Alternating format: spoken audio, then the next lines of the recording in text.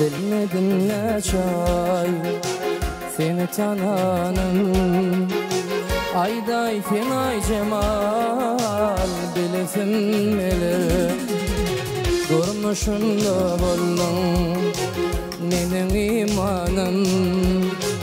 İmanım bile olsun bilir. Derman oldum feyveli benim canıma. Beni koştun ay cemal aşık tadına. Ben dedim yok gecem yok senin yanına.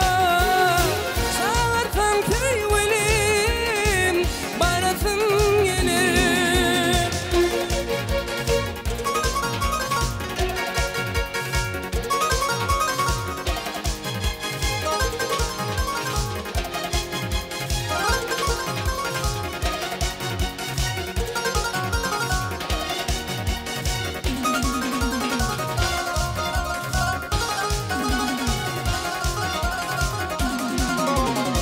Duşu şöyleydim diyertin yapar.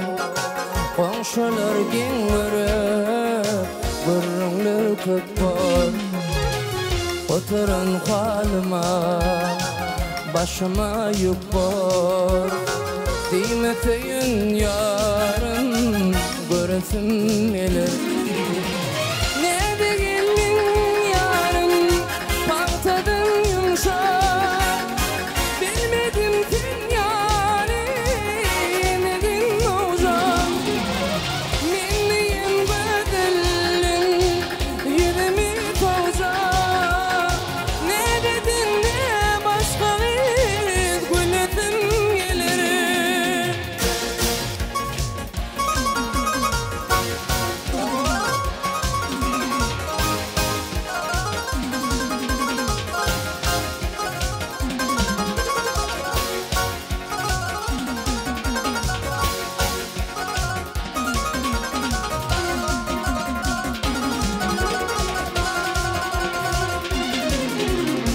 Birleşmene feyveliyim minne alaçak.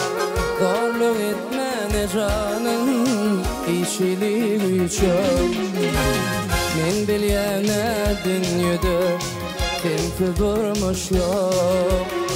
İlkimin şartlanıp gülüsüm gelir.